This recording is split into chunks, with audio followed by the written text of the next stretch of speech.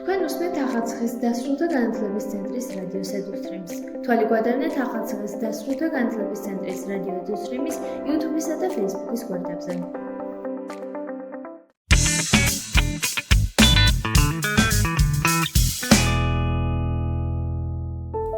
დღევანდელ გადაცემაში მოისმენთ რუბრიკებს იდეიდან საქმემდე, განათლების გზამკვლევი და გაფილტრა.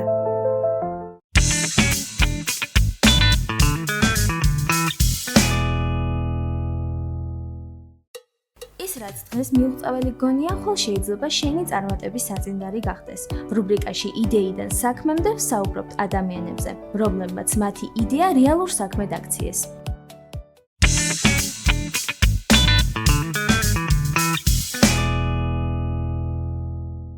გაგუცანი ჩვენ ხართ. გამარჯობა, მე ვარ მარია მიველაშვილი. პროფესიით ვარ ფსიქოლოგი და ფსიქოთერაპევტი და სულ ახლახანს რამდენიმე თვის წინ გავხდი, ასე ვთქვათ, რესტორატორი, მცირე მეწარმე. დავიწყე პატარა რესტორნის მართვა. რატომ გადაწყვეტეთ ამ სფეროში საქმის წამოწყება? საერთოდ ყოველთვის ვოცნებობდი, რომ მქონოდა რაღაცა პატარა კაფე ან რესტორანი ან ბარი, რაღაცა ამ სტილის, ამ სფეროს საქმიანობებში ჩავრთულიყავი ესე პირდაპირ მნიშვნელობით. როგორ დაგეხმარათ თქვენი პირველადი პროფესია ფსიქოლოგია ამ ბიზნესში წარმატების მისაღწევად? ყველანაირად დამეხმარა, მინდა ვთქვა. იმ მხრივ რომ საკმაოდ რთული არის დასაწყის ეტაპზე ასეთ ტიპის ბიზნესის დაწყება და წამოწყება და ასე ვთქვათ დასტარტვა. შესაბამისად გჭირდება ძალიან დიდი ნებისყოფა, ძალიან დიდი მოთმინება, ძალიან დიდი ასე ვთქვათ საკუთარი თავის მხარდაჭერის უნარი, გჭირდება ემპათიის უნარი, სხვა ადამიანების გაგების მოსვენის უნარი, მოკლედ ძალიან დამეხმარა საერთოდ ფსიქოლოგია ესეთი პროფესია, რომ მე მგონი მეორადად ესე ყველა სფეროში და ყველა პროფესიაში შეიძლება რომ დაეხმაროს ნებისმიერ ადამიანს. რამდენად რთულია ჩვენს რეგიონში ამ საქმეში რაღაც სტარტაპის დაწყება? ძალიან რთული არის ჩვენს რეგიონში. სხვა ტიპის სტარტაპის გამოცდილება აქამდე არ მქონია. ამ სფეროში, ეს სარესტორნო სფეროში ძალიან რთული არის, იმიტომ რომ რთულად იღებს ბენ ადამიანების სიახლეებს ეს ერთი საკითხი არის და მეორე მხრივ ის რომ ძალიან ბევრი ისეთი საკითხია, რომელიც საჭიროებს, რომ სახელმწიფოს მხრიდან უფრო მეტ ჩართულობას, უფრო მეტ დაინტერესებას იმისთვის, რომ ბიზნესმა იფუნქციონიროს.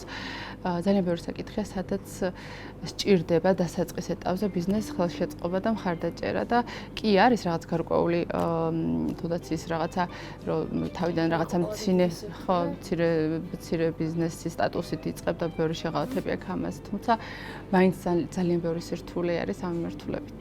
და ყველაზე დიდი სირთულე მაინც?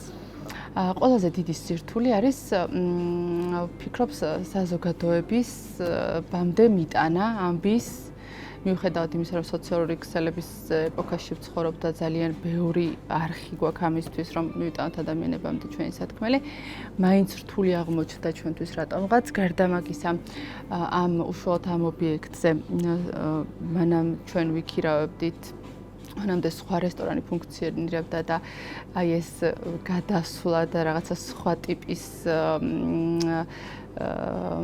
მომსახურება იქნება ეს თუ კერძები ამისი შეთავაზება ადამიანებისთვის ესეც რთული აღმოჩნდა. მოდიან ადამიანები და კითხულობენ რომ რაღაცა ახალია, რაღაცა სხვა არის, ადრე ვიყავით და სხვა რაღაცა იყო. აი ეს მომენტი გვაქვს კი და გარდა მაგისა ბევრი კიდე სხვა საკითხი და პრობლემა არსებობს, რასაც ვცდილობთ ყოველდღურად რომ გავუმკლავდეთ. რას თავაზობთ მომხმარებელს და რა არის განსხვავებული თქვენი? ჩვენ მომხმარებელს, ესე იგი დავიწყებ იქიდან, რომ საიდან გაჩნდა ამ ოცნება, საიდან იქცა იდეათ და როგორ მოხდა ამის განხორციელება. ძალიან დაკავებული რეჟიმი მქონდა აქამდე და ეხლა კიდევ უფრო დამემატა ხო და ძახშად მიწოდა ან სტუმრების მიღება, გამასპინძლება და დავდიოდით სხვადასხვა რესტორნებში. და აი ის ის ასე ვთქვათ თუნდაც მომსახურება, თუნდაც ის საკვები, რასაც ველოდით და რაც გვინდოდა რომ მიგვეღო, იმიტომ რომ ძალიან ხშირად მოგზაურობ, ძალიან ხშირად საქართველოს სხვადასხვა ქალაქებში დავდივართ, სხვადასხვა ქვეყნებში და კარგად შეგვიძლია დავინახოთ რა არის თუნდაც კარგი და რა ცუდი, რა არის მაღალი ხარისხის და რა არა. იქიდან გამომდინარე, რომ ძალიან ცოტა არის სამცხე-ჯავახეთში მაღალი ხარისხის როგორც კვების სფეროში, ანუ როგორც პროდუქციის წარმოების სფეროში, ისე მომსახურების სფეროში ძალიან ბევრი ხარვეზი და ბევრი პრობლემა დავინახეთ, მაგიდან გამომდინარეც და იქიდან გამომდინარეც, რომ რატომაც არა უნდა იყოს ახალციხეშიც ისეთი ობიექტები, კვების ობიექტები, რესტორნები, სადაც ადამიანები მიიღებენ ყველანაირად მაქსიმალურად სიამოვნებას, როგორც კერძებისგან, ისე მომსახურებისგან. და აქედან წამოვიდა დაიბადა ეს იდეა, რომ ხომ არ გავაკეთოთ ისეთი, როგორც ჩვენც მოგვეწონება და ისეთ ადამიანებს, ვინც აფასოს მაღალ სტანდარტს ამ მიმართულებაში და ძალიან მალევე დავიწყეთ ამისი ასე ვთქვათ დასტარტვა და ამ ობიექტზე დავიწყეთ დასტარტვა. შემდეგ უკვე ვფიქრობთ, რომ ძალიან მალე გავფართოვდებით და კიდე სხვა მიზნებს მოკლედ ვისახავთ, რომელსაც უახლოეს მომავალში ალბათ დავაანონსებთ და გაიგებს ფართო საზოგადოება. როგორია ერთი რუტინული დღე მეწარმისთვის? არ ვკითხოთ. ეგ არ ვკითხოთ. ჩვენ თანაშრომლები ვიყურებენ იქიდან და იცინიან. ერთი რუტინული დღე ჩემთვის ახლა ამ პერიოდში, როცა ძალიან ბევრი სირთულის წინაშე ვდგავართ ყველანაირად გამოწვევების წინაშე, იმიტომ რომ ეს ახალად იწყება და ახალ ყოველდღიურად მიწევს ბაზარში წასვლა ყოველ დილით. გარდა არ მანამდე ბავშვები მყავს, დილით რო ავდგები ბავშვებთან ვატარებ 1-2 საათს, ბავშვებს ვუვლი და მე ყველას თავის საქმეზე ვანაწილებ, პატარას ძიძასთან უფროს თვითონ არის ძიძა ძაღლის და იმასთან სამი ბავშვი მყავს, ესე გამოდის. მე მივდივარ ბაზარში, ბაზრიდან მე მოვდივარ აქ და აქ კიდე ხშირად ბევრი საქმეა გასაკეთებელი, საბუთების საკითხი, სხვადასხვა საკითხი. ხანდახან ისიც მიწევს ხარბელს სამზარეულოში შევიდე ამ ეტაპზე. გარდა მაგისა პარალელურ რეჟიმში ფსიქოთერაპიაში ვარ ისევ, მუშაობ ჩემ პროფესიით ონლაინ მუშაობ ძირითადად და ეგ ძალიან მეხმარება რომ ონლაინ ვარ, თუმცა აქ ადგილობრივ დონეზეც არის ხოლმე ასე ვთქვათ ჩაწერები და ადგილობრივ დონეზეც ვიღებ პაციენტებს, ამ მიმართულებითაც მუშაობ. მე ესე იგი თუ აქ რაღაცა ისეთია წვეულება, დაბადების დღე რაღაცა მიწევს გვიანობამდე ყოფნა 3 საათამდე, 4 საათამდე მე მივდივარ სახლში ბავშვები დაძინებული მხდება უკვე და მეორე დღეს კიდე ესე იწყება.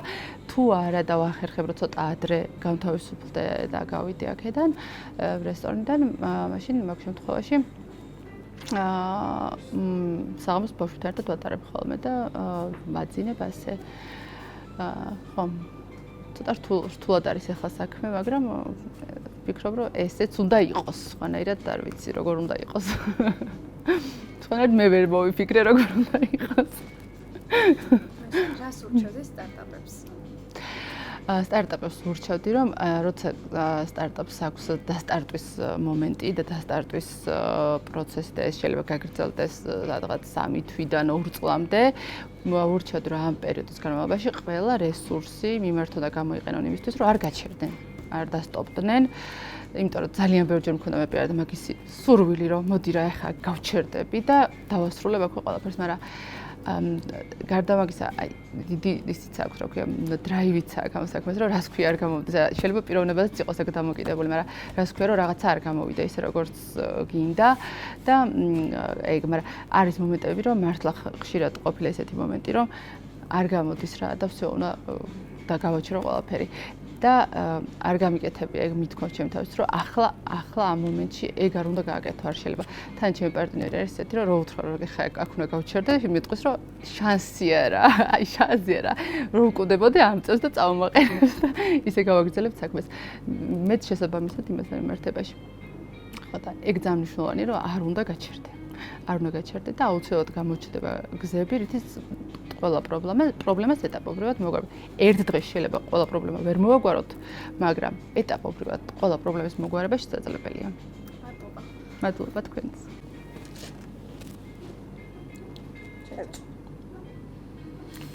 რას თავაზობთ, ხო? მოკლედ ახალციხის და სრულად სამცხე ჯავახეთს თავაზობთ ქართულ, მოდერნიზებულ და იტალიურ სამზარეულოს. ძალიან საინტერესო ტანდემი გამოდის, იმიტომ რომ ქართული კერძების მოთხოვნა ყოველთვის არის და იქნება როგორც ქართველებში, ისე ტურისტებში და ეს იტალიურ სამზარეულოს ძალიან რაღაცები ძალიან გავს ჩვენს გემოებს და არომატებს და ძალიან გვიყვარს ქართველებს იტალიური სამზარეულო. მე პირადად ძალიან მიყვარს და ძალიან ბევრი ადამიანი ვინც შემოდის და კითხულობს და მიირთმევს და უკვირთ პირველ რიგში და ძალიან მოსწონთ იტალიური სამზარეულო და კერძები.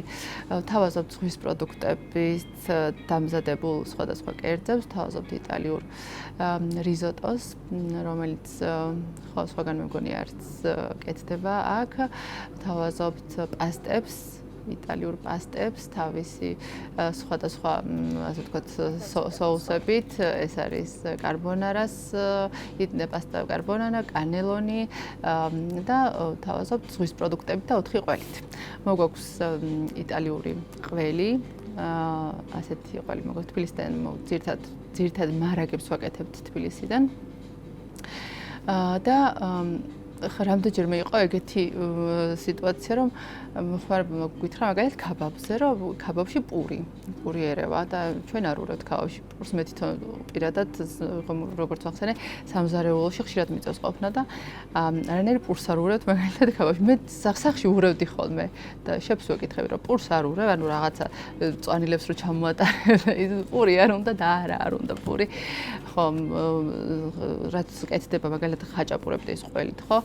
აბსოლუტურად სუფთა ნატურალური შემოწმებული ყველი მომაქვს მე თვითონ პირადად და ესეთი ყველით კეთდება არაბნაირ დანამატებს არ უკეთებთ იმისთვის რომ გაბევრდეს რაღაცა უფრო მოგებაში წაგვიყვანს ამასთანავ შემოსავლების სამსახური იყო და ეს კითხვები დამისვეს და თქვენო მოგებაზე ვერ გახალთ ვერად დროსო მითხრა ხო ანუ მირჩევნია რომ ჯერ ამ ეტაპზე მოგებაზე არ გავიდე და მირჩევნია რომ ადამიანებმა მიიღონ მაღალი ხარისხის მომსახურება და მე ეტაპობრივად კერძების ნაირსახეობასაც დავამატებ და მე ეს გაგვიყვანს მოგებაზე ვიდრე გავაფუჭოთ და უხარისხო საჭმელი შევთავაზოთ ესეთი სტრატეგია გვაქვს მოკლედ და ამას ეს არ შეიძლება რაც არ უნდა მოხდეს მოკლედ ეს არ შეიძლება მთავარი ეს არის ჩვენთვის ძალიან მნიშვნელოვანი რისთვისაც დავიწყეთ ეგ არის რისთვისაც გადავწყვეტეთ რა იდეაც გქონდა და რა სტრატეგიაც რისთვისაც გავაკეთეთ ეს ყველაფერი ეგ არის რომ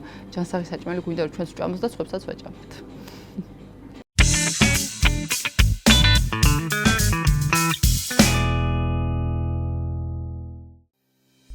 რუბრიკაში განათლების გზამკვლევი გაგაცნობთ ფორმალური და არაფორმალური განათლების შესაძლებლობებს.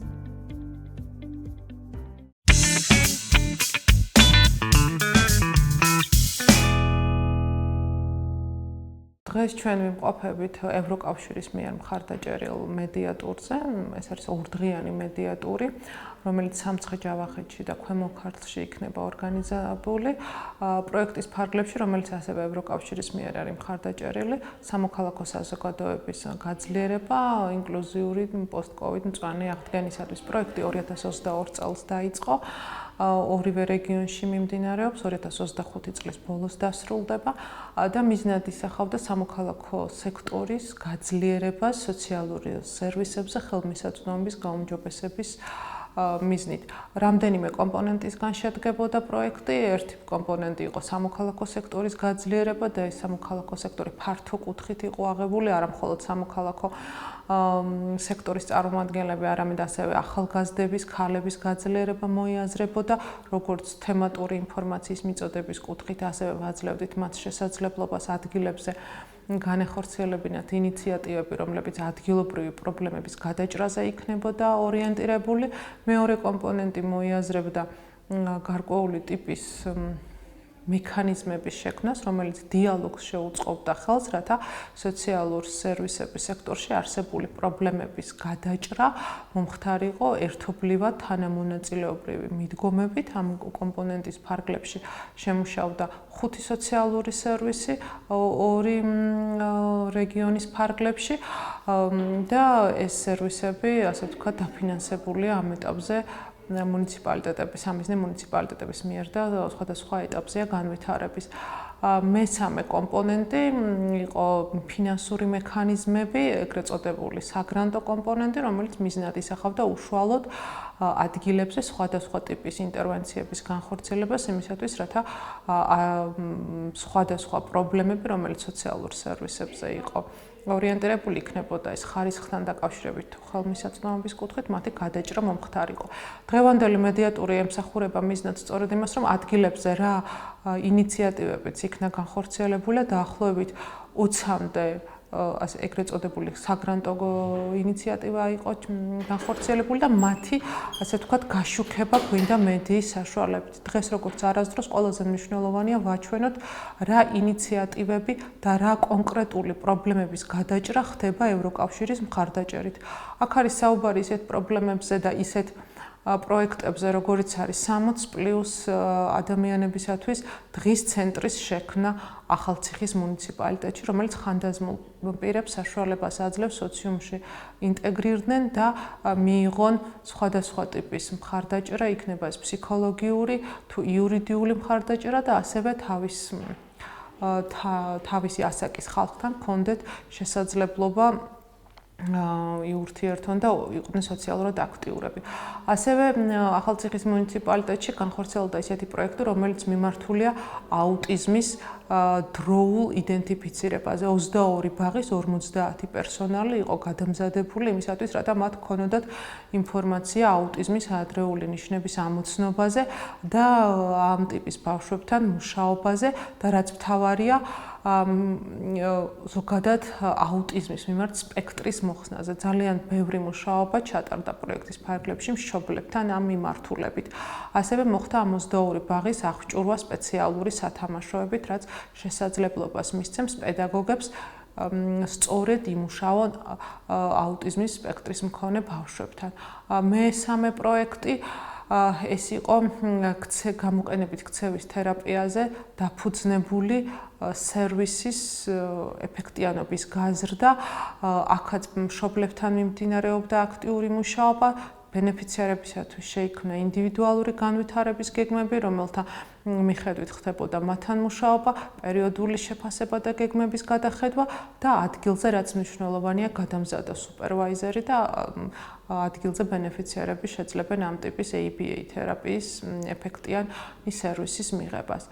ასევე ახალციხეში განხორციელდა მეოთხე პროექტი, რომელიც ქალთა და ოჯახში ძალადობის მსხვერპლების მიმართ იყო ორიენტირებული და სამოქალაქო სექტორის წარმომადგენლებს აწვდიდა ინფორმაციას იმ სერვისებზე, რომელიც ამ მიმართულებით არსებობდა როგორც ცენტრალურ, ისე მუნიციპალურ დონეზე და ასევე აწვდიდა კონსულტაციას თუ როგორ უნდა ემუშავათ როგორც მსხვერპლებთან, ისე პოტენციურ მსხვერპლებთან შემუშავდა გზამკვლევი, რომელიც პროექტის მიღმად შეუძლიათ გამოიყენონ ბენეფიციარებმა.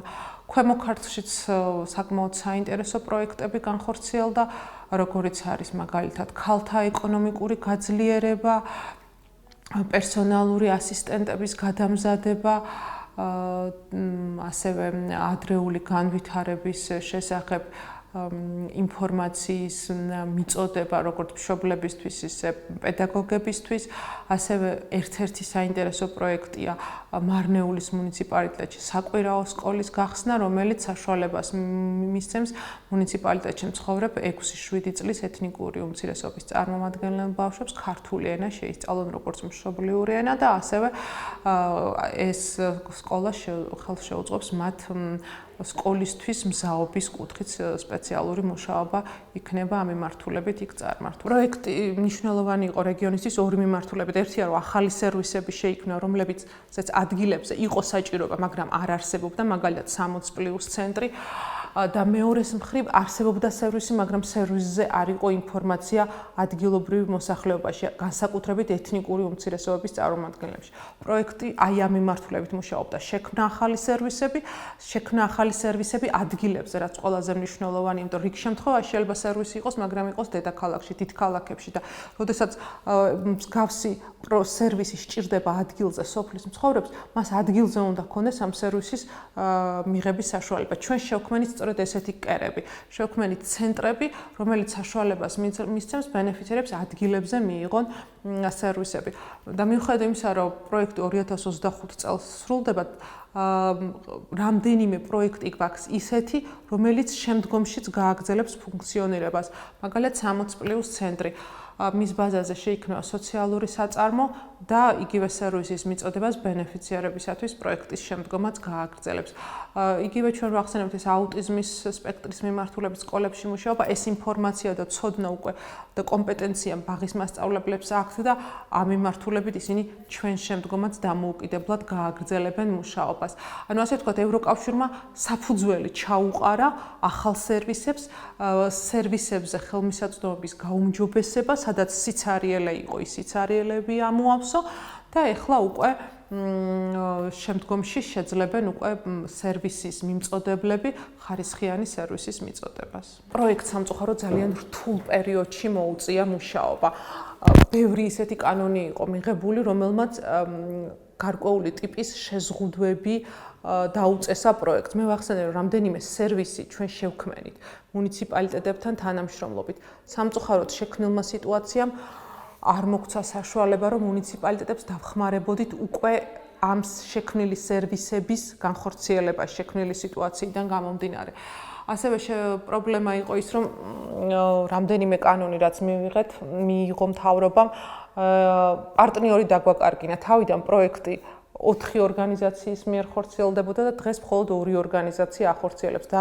დანარჩენი პარტნიორები ლიკვიდაცია გამოაცხადეს, პროექტი დატოვეს და ამანაც რა თქმა უნდა ეფექტი იქონია და თავისი, ასე ვთქვათ, დაღი დაასხვა პროექტს. ძალიან გაგვიჭირდა ამ რთულ სიტუაციაში მუშაობა და ვფიქრობ, რომ მაქსიმუმი შეძლო ევროკავშირმა თავისი დაფინანსებით ამ შექმნილ სიტუაციაში არსებული გამოწვევების გათვალისწინებით ძალიან კარგი შედეგები დაადო. ბევრად მეტი შესაძლებელი იქნებოდა გაგვეკეთებინა სხვა სიტუაცია რო ყოფილიყო, მაგრამ არსებულმა სიტუაციამ დაგვაყენა ამ სიტუაციის წინაშე, რომ მხოლოდ 2 ორგანიზაცია ვაგრძელებთ მუშაობას და ვამთავრებთ უთხრა დავიწყეთ და ასევე პარტნიორებთან დაკავშირებით, იმიტომ რომ ეს პროექტი თავიდან მე გითხარით, რომ პირველი კომპონენტი იყო სამოქალაქო სექტორის მხარდაჭერა. 10 ორგანიზაცია იყო თავიდან შერჩეული 2 რეგიონში, ვისაც ვეხმარებოდით, როგორც ორგანიზაციული თვალსაზრისით, ასევე თემატური მიმართულებით და სამწუხაროდ იმ 10 ორგანიზაციიდან ძალიან ბევრი ორგანიზაცია დაიხურა და დღეს ვეღარ ახერხებს ფუნქციონირების გაგრძელებას და ეს ისევ და ისევ რეგიონზე აისახება. ცუდად ისევ და ისევ მოსახლეობა ვერ შეძლებს იმ სიკეთეების მიღებას, რა სიკეთეების მიღებაც იყო შესაძლებელი სხვადასხვა, არა მარტო ევროკავშირის, სხვადასხვა დონორების მხარდაჭერით სამოქალაქო სექტორის ჩართულებით. ადგილზე სამოქალაქო სექტორის ორგანიზაციები თუ არ იქნებიან, დონორები ისე ვერ შეძლებენ აქტივობების განხორციელებას. ცალკეული ინდივიდები მნიშვნელოვანია, მაგრამ ორგანიზაციული სტრუქტურის არსებობა მნიშვნელოვანია იმისათვის, რომ ეფექტიან და ხანგრძლივადიან შედეგზე გახვიდე. და ამიტომ ეს საფრთხე ადგილებზე არსებობს, რომ შეიძლება კიდევ უფრო ბევრი ორგანიზაცია დაიხუროს. ყველაზე მნიშვნელოვანია, რომ დღევანდელი მედიატორიც ხო იმას ემსახურება, რომ გვინდა ვაჩვენოთ მოსახლეობას, რა სიკეთე, რა პრობლემების გადაჭრას ახდენს ევროკავშირი. აი მაგალითად ჩვენი კონკრეტული პროექტი რო ავიღოთ, ხო? თეთრი წყაროში შევქმნით ადრეული განვითარების დღის ცენტრი. ეს ცენტრი რომ არ ყოფილიყო იმ სერვისის მიღება, რაც განვითარების შეფერხების მქონე ბავშვს დასჭირდებოდა, ის უნდა წასულიყო თბილისში ან სხვა დიდ ქალაქში. ეს როგორც ფინანსურ რესურსთან არის დაკავშირებული, ისე სხვა სირთულეებთან. როდესაც სერვისზე ხელმისაწვდომობა რთულდება, შედეგიც ამ სერვისისგან იკლებს და ეხა ეს კონკრეტული პროექტია, ხო, რომელიც სოციალურ სერვისებზე იყო და ასეთი ძალიან ბევრი პროექტი აქვს, როგორც ევროკავშირის, ისე სხვა დონორებს, რომლებიც ან კონკრეტული პრობლემების გადაჭრაზე არიან მიმართულები, ან საცხოვრებელი პირობების და ზოგადად ცხოვრების გაუმჯობესებაზე და აი ამ სიკეთეები მოაკლდება ქვეყანას და მოაკლდება მოსახლეობას. იმედს ვიტოვებ, რომ დონორები ესე არ გავლენ და რაღაცა ფორმატით გააგრძელებენ მუშაობას, მაგრამ უდავოა, რომ საკმაოდ რთული იქნება უკვე რთულია, ხო, აი ბოლო 2 წელია საკმაოდ რთულია, სულ მუდმივად ადაპტირება გიწევს, რაღაცის ცვლილება გიწევს, როცა ეს რესურსი შეგეძლო უფრო ეფექტიანად მოგეხმარა კონკრეტული პრობლემის გადაჭრაზე. ხო, აი ესეთი რაღაცეები აფერხებს, ართულებს, მაგრამ იმედია, აი ამ ფორმატით მაინც მოგვექცემა მუშაობის გაგრძელება. თუ არა და ნახავთ, მე უფრო გამოჩნდება ის პრობლემები და ის დახმარება, რასაც ევროკავშირი და სხვადასხვა დონორები ადგილებზე უწევდნენ. როდესაც არ გეხმარებიან, მე ხვდები, რამდენად მნიშვნელოვანი იყო მათი დახმარება. მე იმედია, რომ აქამდე არ მივალთ, მაგრამ ნახოთ.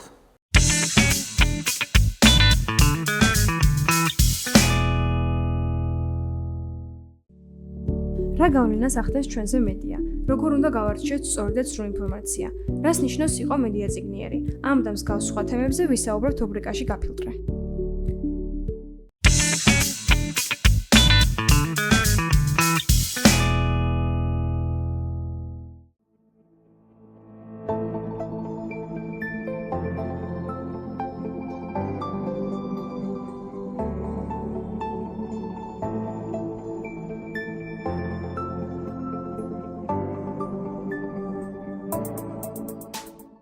გაფილტრე, იყავი ინფორმირებული და იქნები დაცული. მე ნინი გიქოშვილი ვარ, დღევანდელ გადაცემაში გეგვსურს ვისაუბროთ ინტერნეტ თაღლითობის, როგორც ხშირად უწოდებენ, სქემინგის შესახებ, რომელსაც შეიძლება მოჰყვეს არც თუ უმნიშვნელო ზიანი.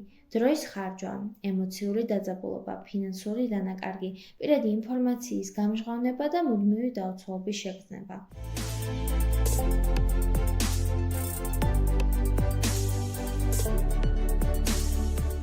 სქემერი ეს არის თაღლითი, რომელიც ინტერნეტის ან კომუნიკაციის სხვა საშუალებებით ცდილობს ადამიანების მოტყუებას, ძირითადად ფინანსური სარგებლის მისაღებად.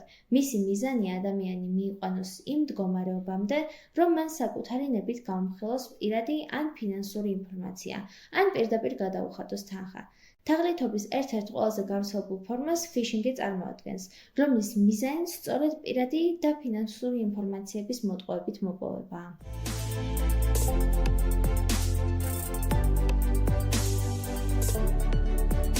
ბოლო პერიოდში თაღლითობის მიზნით შექმნილ Facebook გვერდებს მომხმარებლები სხვადასხვა გათამაშებითა თუ სამსახურის შეთავაზებებით შეცდომაში შეჰყავთ.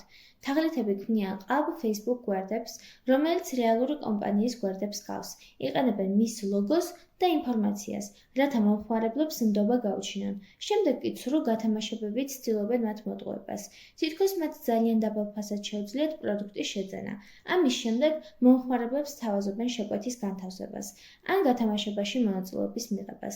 ითხოვენ მის პირად მონაცემებს, მათ შორის საბანკო ბარათის დეტალებს.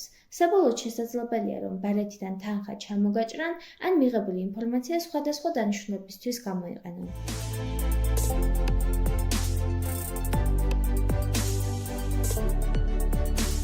ფიშინგის ერთ-ერთ გავრცელებულ ფორმას ასევე წარმოადგენს ელფოსტით ან SMS-ით მიღებული ინფორმაცია თქვენი შორეული ნათესავის გარდაცვალების შესახებ, რომელმაც სავარაუდოდ მემკვიდრეობა ან გარკვეული თანხა დაგიტოვათ. მიუხედავად იმისა, რომ მსგავსი შეტყობინების არარეალობის ამოცნობა ერთი შეხედვითაც ადვილია, რადგან ხშირად გაუმართავიანითაა დაწერილი, ზოგიერთი ადამიანი მაინც იჯერებს მას და ხდება მისი მსხვერპლი.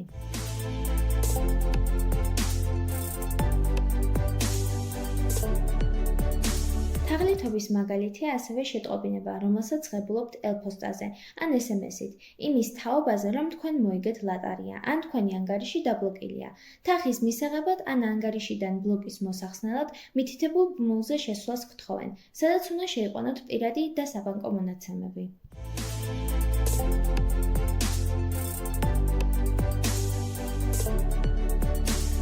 შეიძლება თქვენ ან თქვენს ნაცნობებს ჰქონიათ შემთხვევა, როდესაც საეჭვო შეტყობინება მოგივიდათ Messenger-სა თუ WhatsApp-ზე, სადაც გეკითხებიან, ეს შენ ხარ ამ ვიდეოში. თქვენ დაუფიქრებლად გახსენით ბმული და გაავრცელოთ ვირუსი, რომლის მიზანიც გარკვეული სისტემების დაზიანება ან ინფორმაციის მოპოვებაა.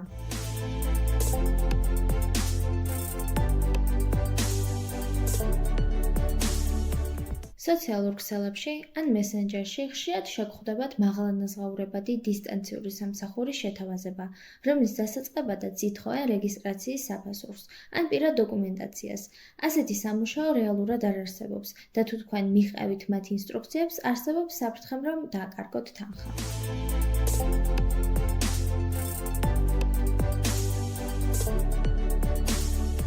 Online medიის რეგულირება კი უფრო რთულია, რადგან ინტერნეტი მსოფლიო ქსელია და ნაკლებად ცენტრალიზებულია. აქ ინფორმაციის მომხმარებლები და გამავრცელებლებიც ნებისმიერი ადამიანი შეიძლება იყოს. თუმცა შეძლების დაგვარად აქ იყენებენ საერთაშორისო კანონმდებლობას, საინფორმაციო თუ სოციალური პლატფორმების თვითრეგულირებას, ალგორითმულ მონიტორინგს და კანონებს, მაგალითად ციფრული სერვისების აქტს. შეიზღუდოს ცუდ ინფორმაციის გავრცელება, გაძლიერდეს პირადი მონაცემების დაცვა და განისაზღვროს კონტენტის რეგულირების წესები.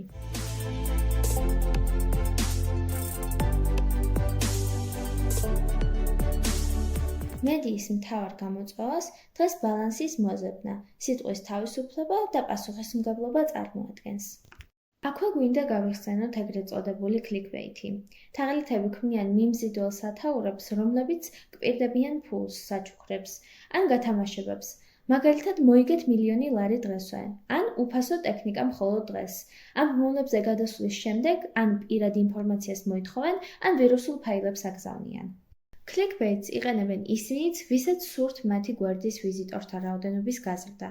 მაგალითად, სენსაციური სათაურების ქვეშ სტატიის სრულ ტექსტს გთავაზობენ პირველ კომენტარში, სადაც რეალურად არაფერი არ გვხვდებათ, ან ნახავთ რაღაც უმნიშვნელო ინფორმაციას, რაც განსხვავდება თქვენი მოლოდინებისგან. შედეგად, თაღლითების გვერდის მნახველთა რაოდენობა იზრდება, ან ამ ფორმით ისინი აგროვებენ გარკვეულ ინტერესის მქონე მოხმარებლების შესახებ ინფორმაციას, რომ შემდეგ გამოიყენონ საკუთარი მიზნებისთვის.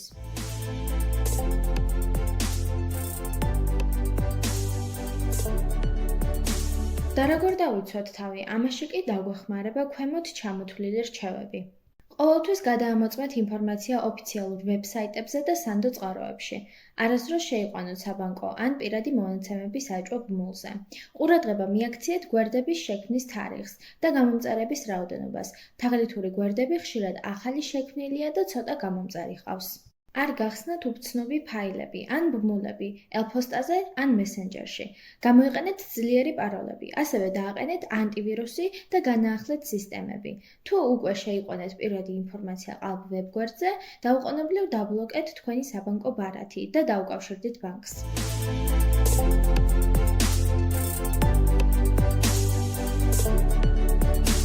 ინტერნეტ თაღლითობა აზიანებს არა მარტო კერძო პირებს, არამედ კომპანიებსაც. საინტერესოა, როგორც ცდილობენ კომპანიები, კერძოდ ტექნოლოგიური და ფინანსური სექტორის წარმომადგენლები ამ საფრთხის წინააღმდეგ ბრძოლას. პირველ რიგში კომპანიები მუდმივად ასრულებენ სისტემურ მონიტორინგს, მუდმივად თვალყურს ადევნებენ ონლაინ სივრცეს, რათა დროულად გამოაღვიდნენ ყალბი გვერდები, თაღლითური შეთავაზებები და ფსევდოაქციები, რომლებიც ვითომ მათი სახელით ქვეყნდება. ამისთვის იყენებენ სპეციალურ პროგრამებს და ხელოვნურ ინტელექტს, რომლებიც ავტომატურად პოულობს და ბლოკავს საეჭვო მასალებს. დიდი ყურადღება ექცევა ასევე კომუნიკაციას მომხმარებლებთან. კომპანიები აქტიურად იყენებენ საინფორმაციო კამპანიებს, ავრცელებენ რეკომენდაციებსა და გაფრთხილებებს, რათა მომხმარებლები იყვნენ დაცულნი და თავიდან აიცილონ თაღლითობა. მაგალითად, ტექნიკის მაღაზიები, ბანკები და სოციალური ქსელები ხშირად ავრცელებენ შეტყობინებებს, თუ როგორ უნდა ამოვიცნოთ ფიშინგი და ყალბის შეთავაზებები. კომპანიები ასევე იყენებენ უსაფრთხოების სისტემებს. მათ ვებსაიტებსა და აპლიკაციებში არის ორფაქტორიანი ავთენტიფიკაცია, უსაფრთხო კავშირი. ასევე მუდმივად იყენებენ კრიპტოგრაფულ დაცვის მექანიზმებს, რათა ინფორმაციის მოპოვება მაქსიმალურად გაუჭირდეთ თაღლითებს.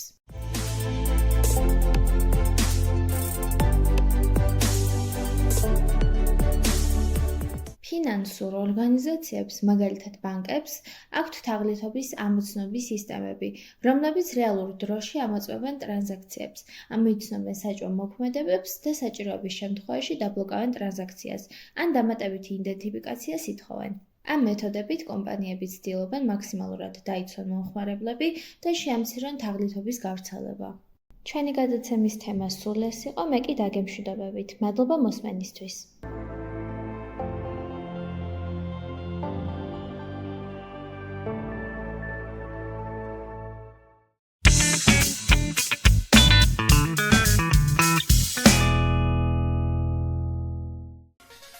გადაცემა მომზადებულია ახალწლის დასრულთა განათლების ცენტრის მიერ, პროექტის რადიოს ძალის ფარგლებში. რადიო ფუნქციონირებს გერმანიის საგარეო საქმეთა სამინისტროსა და დილების საერთაშორისო მხარდაჭერით. თვალე გვადევნებთ ახალწლის დასრულთა განათლების ცენტრის რადიო ილუსტრიმის YouTube-ისა და Facebook-ის გვერდებზე.